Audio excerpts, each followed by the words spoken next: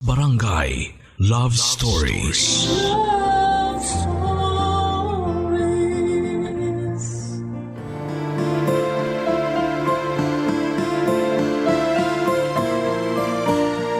Lahat ng pipiliin nating desisyon ay palaging may kadikit na responsibilidad na kailangan nating pangatawanan.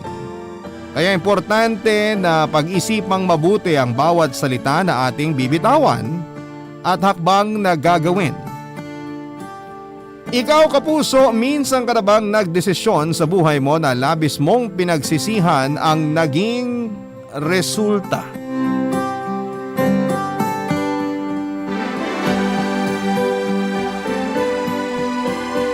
Dear Papa Dudut, mahirap talikuran ng pangakong binitawan lalo na kung para sa simbahan. Pero ang sabi nila ay hindi kailanman makakabuti ang pagtupad sa isang pangako na labag sa iyong kalooban. Isang mapagpalang araw sa inyo, Papa Dudut, at sa mga kabarangay natin na kagaya ko ay halos araw-araw na nakikinig dito sa inyong programa na Barangay Love Stories. Tawagin niyo na lamang po ako sa pangalang Daryl. At napasulat ako para mag-share ng kakaiba kong kwento na sigurado akong pwedeng makapag-iwan ng aral sa mga kabarangay na nakikinig ngayon. 28 years old na nga pala ako, taga-Caloocan at nagtatrabaho bilang nurse sa isang ospital dito lang din sa amin. 8 years old yata ako nang una kong makilala ang babaeng hindi ko inaasahan na babago sa buhay ko, Papa Dudut. Kakalabas lang namin ng simbahan ni Mami noon nang saglit niya akong iwanan sa may gate dahil bibili lang daw siya ng mga kandila. Nakatayo ako doon nang makita ko ang isang batang babae na umiiyak habang may hawak na cotton candy. Nilapitan ko siya noon at tinanong kung bakit siya umiiyak.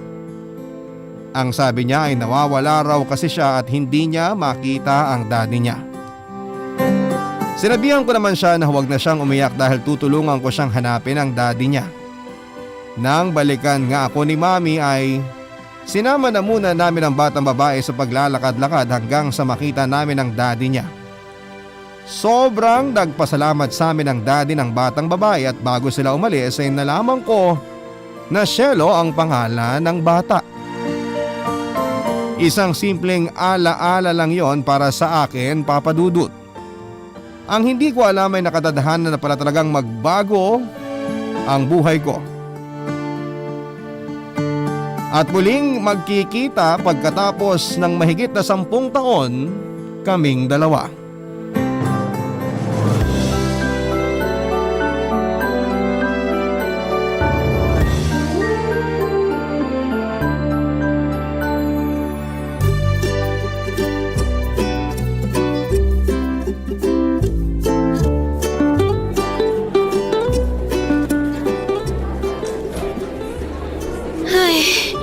Saan ba dito yung admin building? Nalilito na ako ah. Parang paikot-ikot lang ako. Aray! Ouch! Naku, sorry talaga ha, sorry. Ayos lang. Mabuti na lang hindi ko nabitawan tong cellphone ko. Pasensya ka na talaga. Hindi kasi ako tumitingin ng maayos sa dinadaanan ko eh. Okay lang. Hindi naman talaga ako nasaktan eh. Nagulat lang ako kaya ako napaaray kanina. Teka, nagkita na ba tayo dati? Hindi ako sigurado. Pero baka hindi pa kasi transferi ako eh. Tsaka unang araw ko pa lang dito sa university. Ah, ganun ba? Sorry miss ha. Hindi sa pinopormahan kita o ano. Pero, pamilyar ka talaga sa akin eh.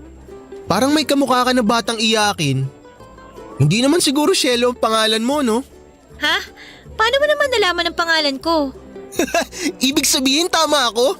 Ikaw nga yung batang iyakin na yun? Hindi mo na ako natatandaan? Ako to, si Daryl. Yung batang lalaki na tinulungan ka noon nung nawawala ka sa simbahan.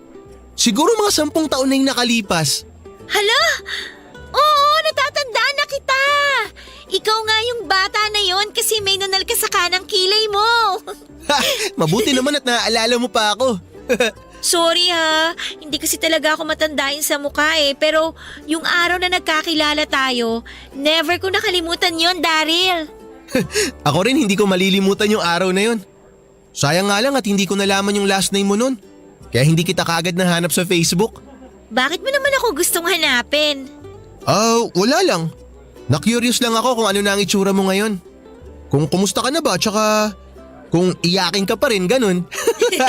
Grabe siya. Yun pa talaga ang pinaka natatandaan mo sa akin, ha? Oo, yun talaga ang tumatak sa isip ko nun. Ang cute mo kasi nung umiiyak ka eh. Ang lakas ng boses mo tsaka ang pula-pula ng mukha mo na parang bigla ka naging mansanas. Uy, ang sama mo naman sa akin. Natakot lang talaga ako noon kasi nga ang daming tao tapos hindi ko pa makita yung daddy ko. Pero thank you ulit ha, kasi hindi mo talaga ako iniwan nung araw na yon. Wala yun, matagal na rin naman yun. First day mo ngayon dito sa university? Oo, wala pa naman akong klase kaya lang kailangan kong ipasa tong form sa admin building. Pero kanina pa ako naliligaw eh. Ang laki pala kasi nitong university na to. Uy, bakit naman bigla ka na lang tumatawa dyan? Wala lang. Naisip ko lang na hindi ka pa rin pala talaga nagbabago, Shelo. Hanggang ngayon, ligawin ka pa rin. Pero mamaya pa naman yung klase ko.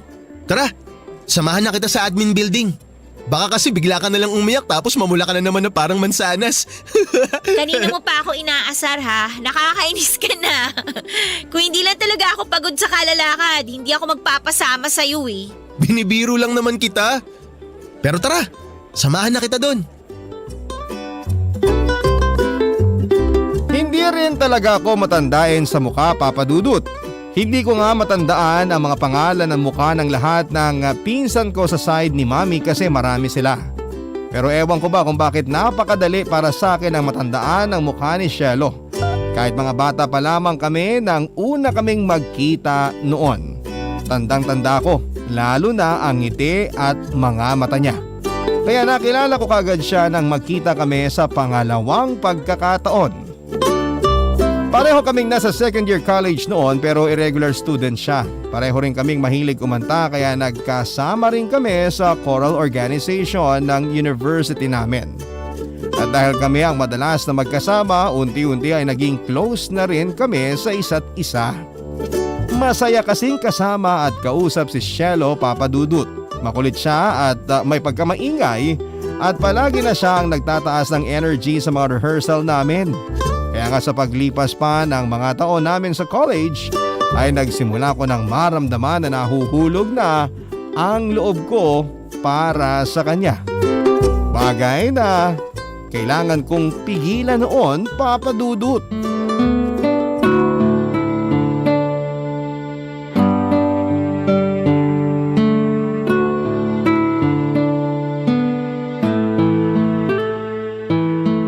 Mabuti naman at maaga kang nakauwi ngayon dito sa bahay, Daryl.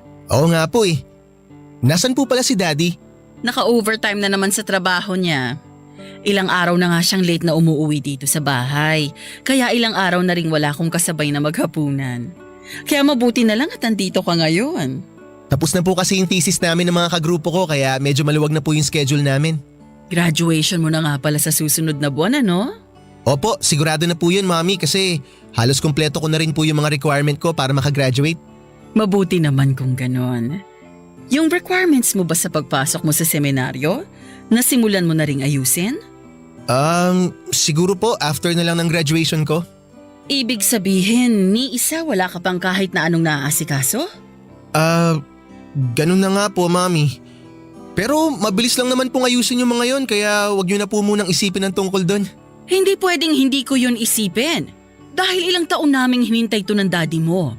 Matagal naming hinintay na makapagpasalamat kami sa Diyos dahil binigay ka niya sa amin. Daryl, hanggang ngayon ba? Hindi mo pa rin tanggap na nakalaan ka ng maglingkod sa simbahan? Hindi naman po sa ganon, Mami. Pero bakit hindi ko pa rin maramdaman na tanggap mo ng tungkulin na to? Bakit parang napipilitan ka pa rin sa gusto naming mangyari ng daddy mo? Hindi ko lang po talaga naasikaso kagad yung mga requirement ko sa pagpasok sa seminaryo. Pero aayusin ko rin naman po yun, Mami. Anak, pinagbigyan ka namin ng daddy mo na mag-aral ng kursong gusto mo bago ka pumasok sa seminaryo. Huwag naman sanang ganito na kung kailan malapit ka ng graduate, saka ka pa hindi tutupad sa pangako mo sa amin. Para mo na rin sinabi na huwag na naming tuparin ng daddy mo ang pangako namin sa Diyos.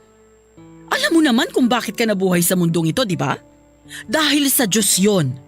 Kaya dapat na magpasalamat tayo sa Kanya.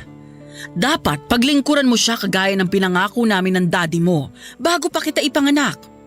Naiintindihan mo ba yon, Daryl? Opo, Mami. Naiintindihan ko naman po lahat ng sinabi niyo. Mabuti naman kung ganon. Ay, Daryl. Hindi mo naman siguro kami bibiguin ng daddy mo, hindi ba? Matagal ka na naming ipinangako sa Diyos at sa simbahan. Sana hindi ka sumira sa usapan natin. Makakaasa po kayo, Mami. Buo na rin naman po ang loob ko na pumasok sa seminaryo. Kaya wag po kayong mag-alala. Magiging pari po ako kagaya ng pinangako niyo sa Diyos at sa simbahan. Salamat, anak, at naiintindihan mo kami ng daddy mo. Papa Dudut, bata pa lamang ako ay alam ko na ang kwento ng buhay ng mga magulang ko. 2 taon na raw silang kasal noon nang malaman nilang may stage 2 ovarian cancer si Mommy. 1 taong therapy ang ginawa sa kanya at nakasurvive naman siya, kaya nga lang kinakailangan tanggalin ang isang ovaryo niya na naging dahilan para mahirapan na siyang magbuntis. Pagkatapos nga raw noon ay hindi na sila umasa pa na magkakaroon sila ng anak ni Daddy. Hanggang sa lumipas ang 5 taon. Himala para sa kanila ang mabuo ko sa sinapupunan ni Mommy. Sobrang tuwa daw nila ni Daddy noon, kaya kahit nasa sinapupunan pa lamang daw ako ni Mommy ay nangako na sila sa Poong May Kapal na bilang pasasalamat, palalakihin daw nila akong mabuting tao at magiging isang alagad daw ako ng Diyos at simbahan. Sa tuwing sasabihin nila sa akin ang tungkol sa bagay na yon noong bata pa lamang ako ay parang napakadaling tanggapin ang lahat. Mag-aaral ako, magseseminaryo at magiging pare. Tapos. Pero hindi pala ganun kasimple at kadali ang lahat, Papa Dudut. Siguro gusto rin talagang magpasalamat sa Poong May Kapal na nakasurvive ang mami ko sa cancer at nagawa niya akong isilang sa mundong ito. Pero Papa Dudut, hindi rin talaga ako sigurado kung gusto ko ba talagang maging isang pare. Basta ang alam ko lang noon ay kailangan kong tuparin ang naging pangako ng mga magulang ko sa simbahan at sa Poong May Kapal na kailangan kong tuparin, Papa Dudut. Ang mga kwento ng pag-ibig, kwento ng buhay at kwento ng pag-asa. Nasa Spotify na, Barangay Love Stories. Pakinggan kahit kailan, kahit saan. Barangay Love Stories sa Spotify. Kinig na, kabarangay! Papa Dudut, pagkatapos ng high school noon, dapat ay diretsyo na talaga ako sa pagpasok sa seminaryo. Nakiusap lamang ako sa mga magulang ko na sana ay makapag-college muna ako at makakuha ng kursong nursing. Gusto ko kasi talagang maging nurse at makatulong sa panggagamot lalo na sa mga bata. Pumayag naman sila basta raw kapag natapos na ako sa pag-aaral ay papasok na ako sa seminaryo. Naging maayos ang usapan namin ng mga magulang ko pati na ang mga plano sa isip ko. Pero mula nang muli kaming magkita ni Cielo, nag-usap at naging malapit sa isa't isa. Alam ko na doon na ako nagsimulang mas lalong maguluhan. Hindi ko pa tuluyang maamin sa sarili ko noon, pero dahil palagi nga kaming magkasama ni Cielo ay tuluyan ng nahulog ang loob ko sa kanya. Sinubukan ko namang pigilan ang lahat, lalo na ang nararamdaman ko. Pero ganun pala talaga ang pag-ibig. Hindi mo yun pwedeng basta na lamang kontrolin o diktahan. Kaya pinilit ko na lamang ang sarili ko na makontento na mahalin ng palihim si Cielo. Kaya nga lang, Papa Dudut, ay hindi ko inaasahan noon na may mangyayari pa palang lalong magpapagulo sa isipan ko.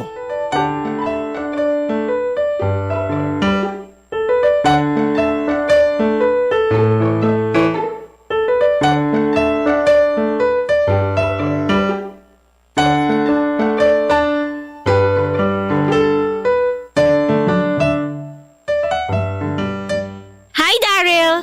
Uy, Shelo, bakit parang ang aga mo ngayon? Maaga pa ba? Oo, 5 p.m. pa yung rehearsal natin eh. 2 p.m. pa lang pero nandito ka na ngayon sa studio. Wala na rin kasi akong klase kaya dito na ako dumiretso. Ikaw, bakit nandito ka na kagad?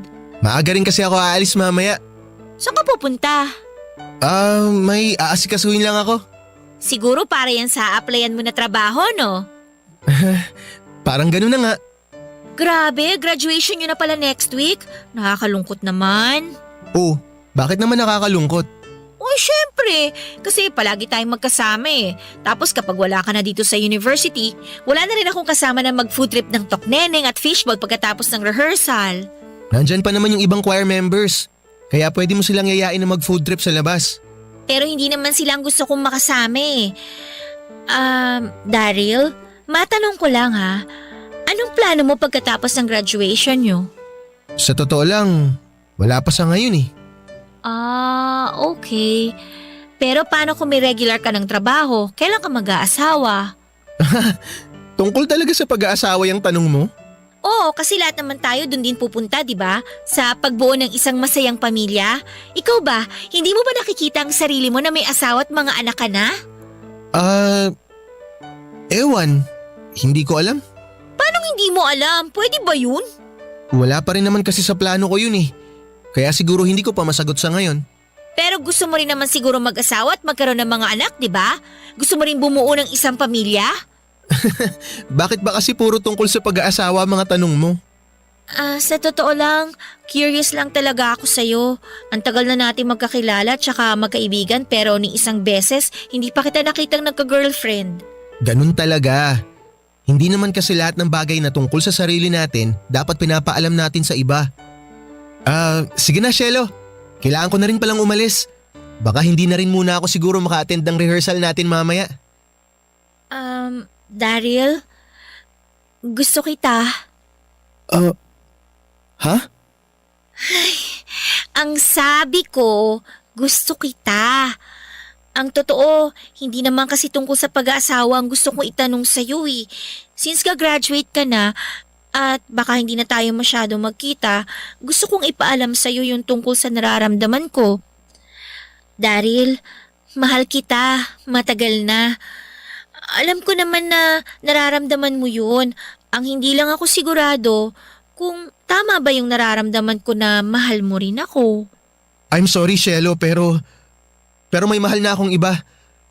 Matagal na ako may girlfriend. Sorry. Papa Dudut, alam ko na masama ang magsinungaling sa kapwa natin. Pero alam ko rin na mas masasaktan si Cielo kapag nalaman niya ang totoo na mahal ko rin siya pero hindi pwedeng maging kami. Kaya naman sinabi ko na lamang sa kanya noon na may mahal na akong iba. Nakita kong nasaktan si Cielo at nagpigil ng kanyang mga luha. Nasaktan din ako ng dahil doon pero hindi ko pinahalata sa kanya. Ayoko rin kasi na mahalata niya na nagsisinungaling lamang ako at tama ang hinala niya na mahal ko rin siya. Kaya naman kahit masakit para sa akin ang itanggi ang totoong nararamdaman ko, nagsorry na lamang ulit ako kay Cielo. At sinabi ko na pwede pa rin namang maging magkaibigan na lamang kami. Pero papadudot pagkatapos ng pag-uusap naming yon ay hindi na ako masyadong kinibupan ni Cielo. Iniwasan na niya ako at tuluyan na ring hindi kinausap. Hanggang sa makagraduate na nga ako at doon na ako nag-decide na tuluyan ng kalimutan ng lahat ng tungkol sa kanya. Kagaya ng usapan namin ng mga magulang ko, pumasok na ako ng seminaryo. Ilang linggo lang pagkatapos ng graduation namin, mahirap sa umpisa lalo na at kagagaling ko lamang sa isang matinding heartbreak. Pero pinilit kong makapag-move on at mag-focus sa pagiging seminarista ko. Masasabi ko naman na nagawa ko yon kahit papaano. Iba rin kasi talaga kapag focus ka na makapaglingkod sa simbahan at sa poong may kapal. Kaya lang papadudot ay hindi ko inaasahan na muli na namang magugulo ang isipan at damdamin ko sa pangalawang pagkakataon.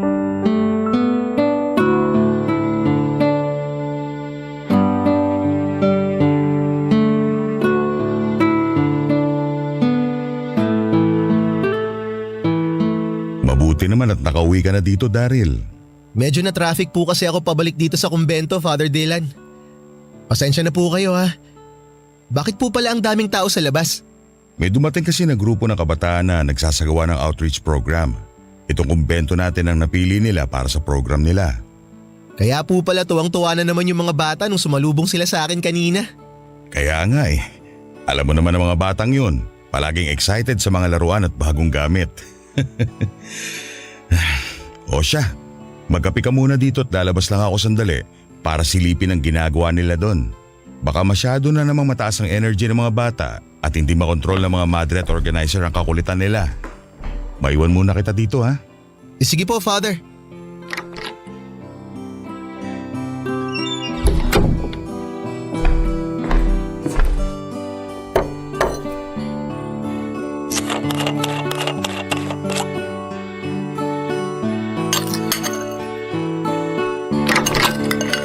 Father Dylan, pasensya na po kayo sa abala pero… Oh, Daryl? Shelo? Kumusta ka na? Okay naman ako. Ikaw? Ayos lang din ako. Pasok ka. Lumabas lang sandali si Father Dylan pero babalik din mamaya yon. Ikaw ba yung isa sa mga organizer ng outreach program dito sa kumbento namin? Oo, ako nga, Daryl. Pwede bang magtanong? Ah, sige lang. Siyempre naman pwede. Ano ba yung itatanong mo, Shelo? Anong ibig mong sabihin sa kumbento nyo? Ah, dito na rin kasi ako pansamantalang nakatira. Kaya tinuturing ko na rin tong bahay ko. Kaya ka ba nakasuot ng sutana kasi seminarista ka na? Oo, Shelo. Tama ka sa mga sinabi mo. Teka nga, ano ba yan? Bakit ko pa ba tinatanong yun? Napaka-obvious naman sa harapan ko mga sagot. Tinatanong ko pa sa'yo. Ayos lang. Alam ko naman na gusto mo lang marinig mula sa akin mismo yung mga sagot na kailangan mo. Pwede ba ulit ako magtanong, Daryl? Sige. Itatanong ko na to kahit hindi pwede. Totoo ba yung sinabi mo sa akin dati na may girlfriend ka na kaya hindi mo ko kayang mahalin noon? Ay, hindi, Shelo. Nagsinungaling ako sa'yo tungkol dun. Ayoko lang kasi na mas umasa ka pa sa akin kaya yun na lang ang dinahilan ko. Bakit hindi mo na lang sinabi sa akin yung totoo? Bakit kailangan mo pang magsinungaling? Dahil nga ayoko na mas masaktan ka pa kapag umasa ka na pwede pang maging tayong dalawa. Sa tingin mo ba, hindi ako nasasaktan ngayon sa mga nalaman ko? Nagsinungaling ka sa akin eh. Ang buong akala ko, naging assuming lang ako na may pagtingin ka rin sa akin noon dahil yun ang naramdaman ko. Ngayon sabihin mo sa akin ng totoo, wala ba talaga? Ni minsan ba, hindi ka nakaramdam ng kahit na anong espesyal na pagtingin para sa akin? Gusto mo ba talagang malaman ng totoo? Hindi na. Hindi na pala kasi hindi na naman kailangan. Sorry ah. Hindi ko na napigilan ang sarili ko na maiyak eh. Mahigit 2 taon nang nakakaraan pero parang kahapon lang nangyari ang lahat. Ito nga pala yung donation na iaabot ko sana kay Father Dylan. Ikaw na lang sana mag-abot sa kanya kasi baka hindi ko na siya mahintay eh. Sige ha, lalabas na ako. Salamat ulit, Brother Daryl.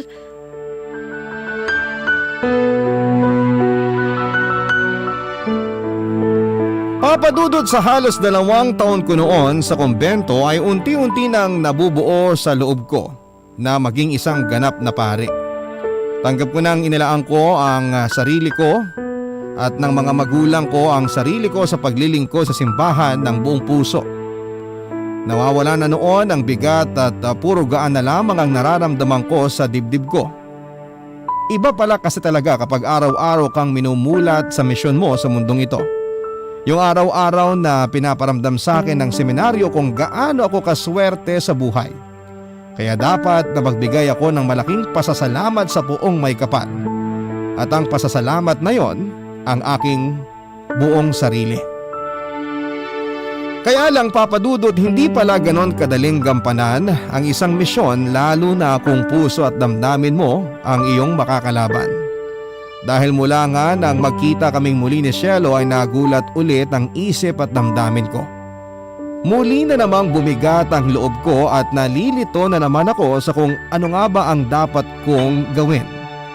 Alam ko sa sarili ko na matagal ko nang mahal si Cielo at yun dapat ang sasabihin ko sa kanya ng araw na yon. Pero alam ko rin na dapat kong tuparin ang pangako ng mga magulang ko sa simbahan, pati na rin ang nasimulang kong bukasyon na maglingkod sa Poong May Kapal. Kaya hirap na hirap ako sa kung ano ang dapat piliin at maging desisyon sa bandang huli, Papa Dudut. Ang mga kwento ng pag-ibig, kwento ng buhay at kwento ng pag-asa. Nasa Spotify na! Barangay Love Stories. Pakinggan kahit kailan, kahit saan. Barangay Love Stories sa Spotify. Kinig na, kabarangay! Papa Dudut, nang tinanong ako noon ni Cielo tungkol sa totoong nararamdaman ko para sa kanya, ay muntik na akong mapaamin talaga. Mabuti na lang at pinigilan niya na lang din akong magsalita noon. Dahil siguradong mapapaamin na ako sa matagal ko nang nililihim na pagmamahal para sa kanya. Ang hirap pala talagang magsinungaling sa taong mahal mo. Ang hirap kimkimin ng totoong nararamdaman mo. Nang makita kong nasaktan ko na naman siya ay nagpigil na rin ako ng sarili kong maluha noon. At nang umalis na siya sa kusina ng kumbento ay pasimple ko nang pinunasan ang mga luha ko dahil ilang saglit lang ay dumating na rin noon si Father Dylan. Pilit kong hindi pinahalata sa kanya ang basag kong boses nang ibigay ko sa kanya ang pinapaabot ni Cielo na donasyon para sa kumbento. Pero napansin din ni Father Dylan ang pamumula ng mga mata ko. Sinabi ko na medyo mahapdi talaga yon dahil ilang gabi na rin akong puyat. Mabuti na lang at hindi na siya muli pang nag-usisa. Kaya lang, Papa Dudut, habang tumatagal noon ay mas lalong naguguluhan ang isipan ko. Mas lalong lumalabo ang pagtingin ko sa direksyon na dapat kong tahakin. Gusto kong maglingkod sa simbahan at sa Poong May Kapal. Pero gusto ko ring makasama si Cielo at maiparamdam sa kanya ang tunay kong pagmamahal. Litong-lito na talaga ako at sobrang nahihirapan. Hindi ko na alam noon kung ano nga ba ang dapat kong maging desisyon sa bandang huli.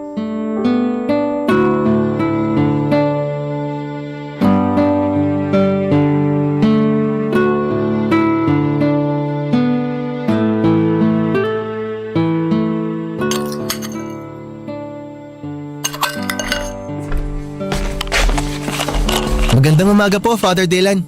Magandang umaga din sa'yo, Daryl. Gusto niyo po bang ipagtimpla ko kayo ng kape? Hindi na.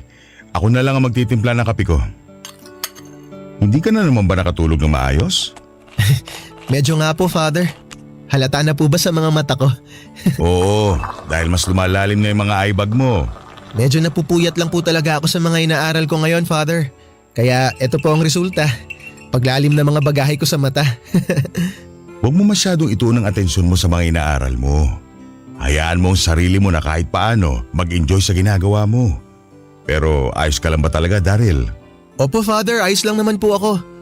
Pero bakit niyo po natanong? Alam mo kasi napansin ko na ilang araw ka na ring balisa at madalas na tahimik na para bang palagi may malalim na iniisip. Pasensya na po, Father, pero puyat lang po talaga siguro ang dahilan nito. Wala na pong iba. Siguro nga kailangan mo lang din ng sapat na tulog at pahinga.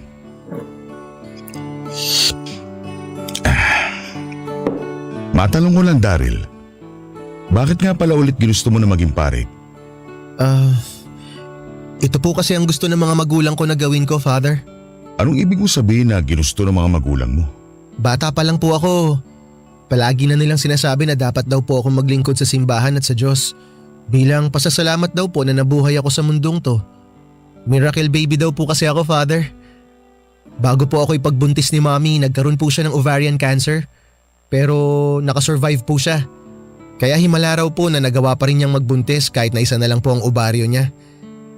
Bago niya po ako ipanganak, nangako na po sila ni Daddy na bilang pasasalamat sa Diyos, maglilingkod po ako dito sa simbahan natin. Ibig sabihin kaya mo ginusto pumasok dito sa seminaryo dahil sa pangako ng mga magulang mo? Parang ganun na nga po, Father. Pero ikaw, ano yung sarili mong dahilan kung bakit ginagawa mo to? Dahil gusto ko pong sundin ang mga magulang ko at alam ko po na ito po ang dapat kong gawin. Ang makapaglingkod at makapagpasalamat sa Diyos. Pero gusto mo ba talaga pumasok dito sa seminaryo at maging isang seminarista? Gusto mo ba talaga magpare at maging parte ng simbahan habang buhay? Sabi na nga ba't hindi ka makakasagot? Daryl, mahigit 30 taon na akong pari at napakarami ko na ring nakilalang seminarista. Yang itsura at kinikilos mo ngayon, hindi na bago sa paningin ko. Alam ko may bagay na gumugulo sa isipan mo at may kinalaman ito sa personal na pananaw mo sa buhay. At handa akong makinig sa kung ano pa man yan para gumaan kahit papaano ang loob mo. Sa totoo lang po, Father, naguguluhan po ako sa dapat kong maging desisyon. Gusto ko pong magpasalamat sa Diyos kagaya ng palaging sinasabi ng mga magulang ko. Gusto ko pong maglingkod sa simbahan dahil naniniwala po ako na magiging parte to ng pasasalamat ko sa Diyos para sa buhay na binigay niya sa akin. Pero bakit po ganun? Habang tumatagal po, parang nag-iiba na po yung takbo ng isip ko. Para bang may iba na po akong gustong gawin sa buhay ko, Father. At hindi na po kasama dun yung paglilingkod na dapat kong gawin dito sa simbahan. Ang ibig sabihin, Dylan, hindi talaga buong loob mo na maging isang pari. Pero gusto ko pong maglingkod sa simbahan at magpasalamat ng paulit-ulit sa Diyos, Father. Pwede mo namang gawin yun sa paraan na hindi mo kailangan pilitin ang sarili mo sa bagay na labag sa kalooban mo. Hindi ikatutuwa ng Diyos kung maglilingkod ka sa Kanya nang hindi buo ang loob mo. Hindi ko pinangungunahan ang desisyon mo, Daryl. Pero mas mabuti siguro na habang wala ka pang sinusumpaan na pangako dito sa simbahan, alamin at siguruhin mo muna sa sarili mo kung ano talaga ang gusto mong gawin sa buhay mo.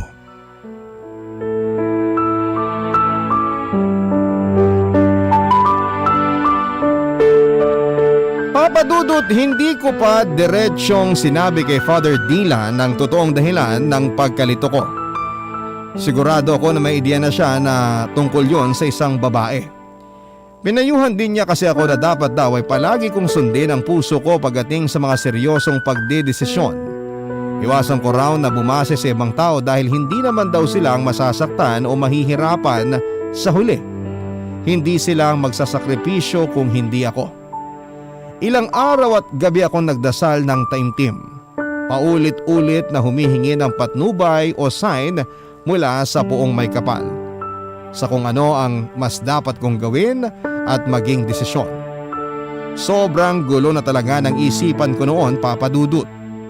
Ayokong bitawan ang nasimulan ko pero ayoko namang maging unfair sa sarili ko at sa simbahan na gusto kong paglingkuran. Hanggang sa ilapit na nga sa harapan ko ang sign na naniniwala kong mas dapat kong piliin. Yon ay nang makita kong papalabas si Cielo mula sa kumbento namin, Papa Dudut.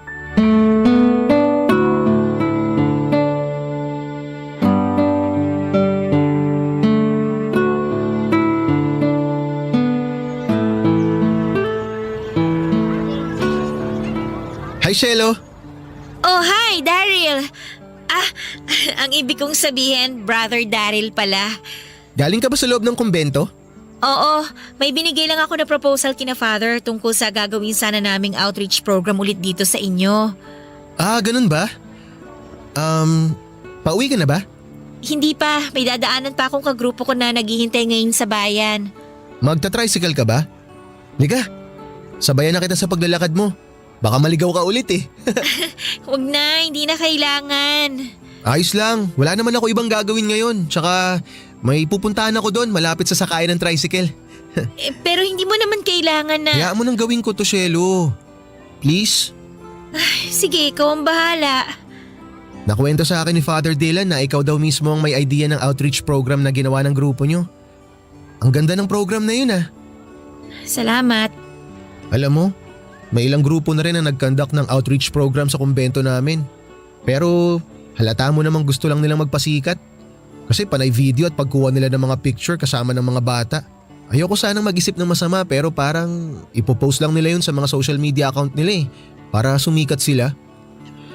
Ay, mga tao talaga ngayon. Lahat gagamitin at gagawin para lang magkapera. Ganun talaga ang ibang tao. Magkakaiba naman kasi tayo ng ugali at paniniwala sa buhay. Shelo, sorry Para saan? para sa pagsisinungaling ko sa'yo.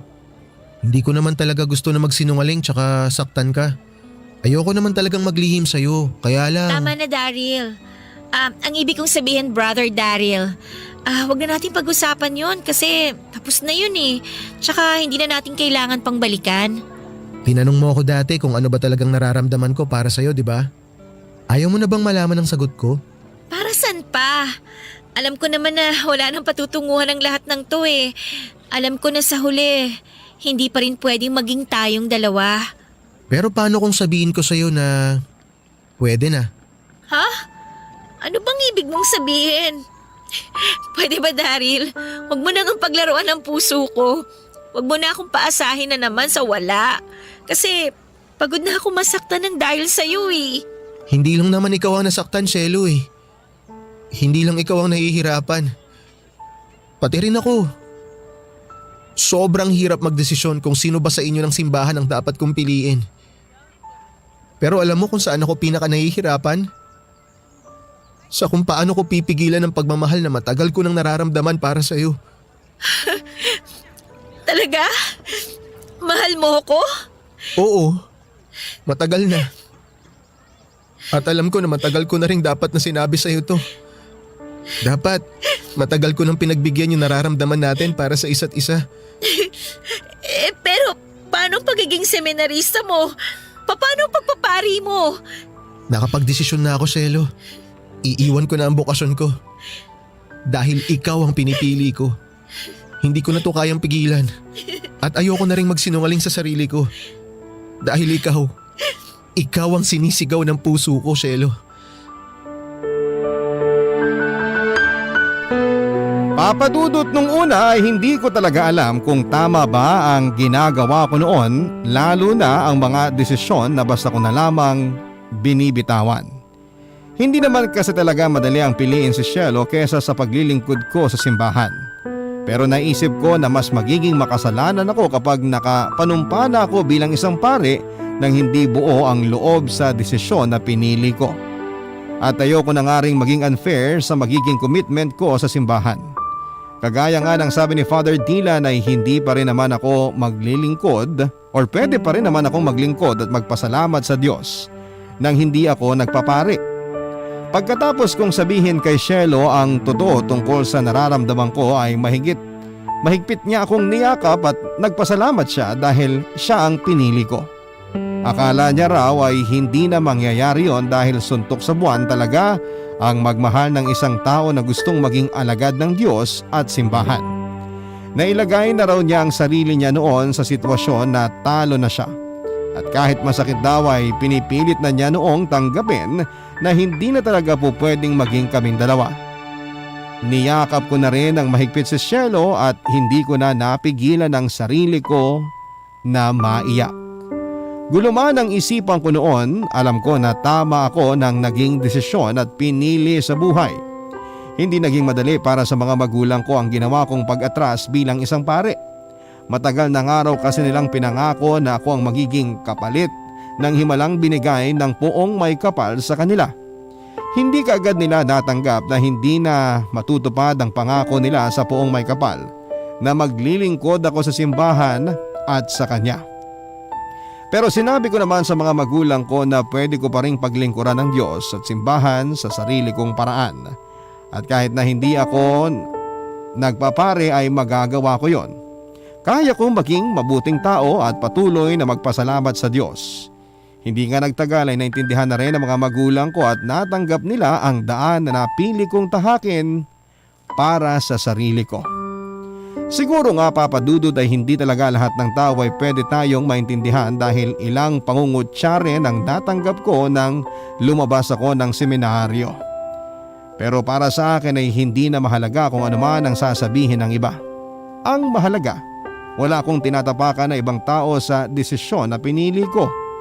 Pinayuhan na rin ako ni Father Dila na marami pa akong maririnig na negatibong bagay dahil sa ginawa kong pagtalikod sa dapat ay susumpaan kong tungkulin sa simbahan. Lagi ko lang daw tatandaan na ang ginawa ko ay hindi lamang para sa sarili ko kung hindi para na rin sa dapat ay magiging bukasyon ko. Hindi kailanman magugustuhan ng poong may kapal na maglingkod tayo sa kanya ng hindi bukal sa ating kalooban. Dito ko na rin po tinatapos ang sulat ko, Papa Dudut. Masaya din po ako na ibalita sa ngayon na ipinagbubuntis na ng asawa kong si Cielo ang aming pangalawang anak. 4 na taon na kaming kasal ngayon at lahat ng natutunan ko sa seminaryo ay ginagamit kong magpahanggang sa ngayon para maging mabuting asawa at ama sa pamilya ko. Maraming salamat po sa pagbasa nitong sulat ko, Papa Dudut. Ang inyong forever kapuso at kabarangay, Daryl. Barangay Love Stories. Love Stories.